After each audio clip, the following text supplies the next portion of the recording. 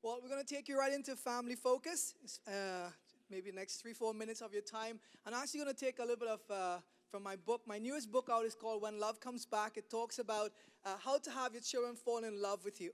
And today's topic, we want to talk about learning to love. And what does that mean? It may seem very simple, learning to love, but in reality, a lot of people struggle with loving. Love. The word love is actually an emotion. And a lot of times people say, I don't love you anymore, or I hate you, etc., etc. But love is an emotion. Love does not die. Love goes to sleep. And the goal is to resurrect love and to keep it alive. And the first thing we want to talk about is learn to love without spoiling your children or spoiling your spouse. What does that mean?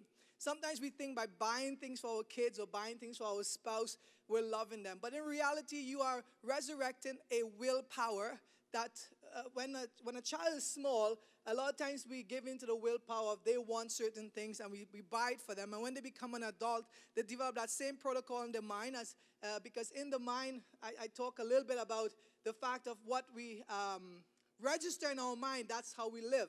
And in reality, when you buy gifts and all, it is good, but love is not based on that gift. The second thing is we can be friends but still be a parent first. So we can be good friends with each of our children without crossing the line of parenting. And some parents can be friends to their children, but they have a hard time drawing the line. We can share as parents too much information with our children that they feel responsible for our lives. But no, we need to open a line of communication with their children as friends where they can be open and sharing with us information and feel safe and comfortable in doing so. We like to consider ourselves best friends with our children, including our son-in-law. And we love to laugh and just have fun time together, but also time where we can cry together, share information, and be open. But still, at the end of all that, we are still first parents to them. And then we need to learn how to respect as well as listen. And sometimes that may be challenging at times because we seem like we can tune people out. But we need to learn to listen and respect our children and our spouse as well.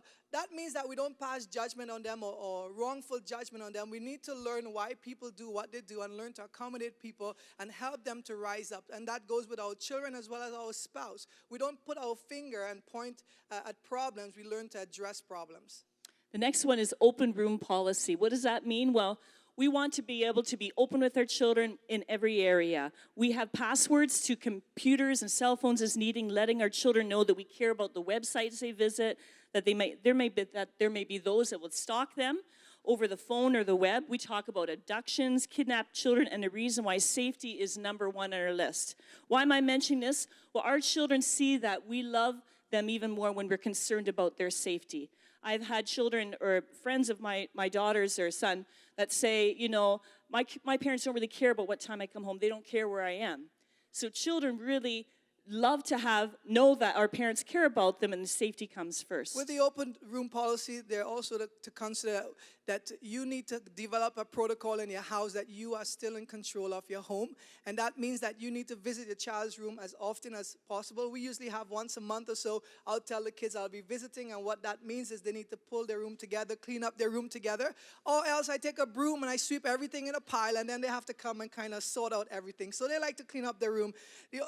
Also, we had a friend whose child was kidnapped. So we teach our children with the open door policy why we want to know what's happening in their lives so that they don't fall into the trap. And if they do, what they need to do as a result of that. And lastly, we also need to learn how to express how you feel. It's very important. We talk a lot about that. Love is something that needs to grow and it needs to come alive. And in doing that, we need to express it by loves and hugs and kisses and sharing emotions as well.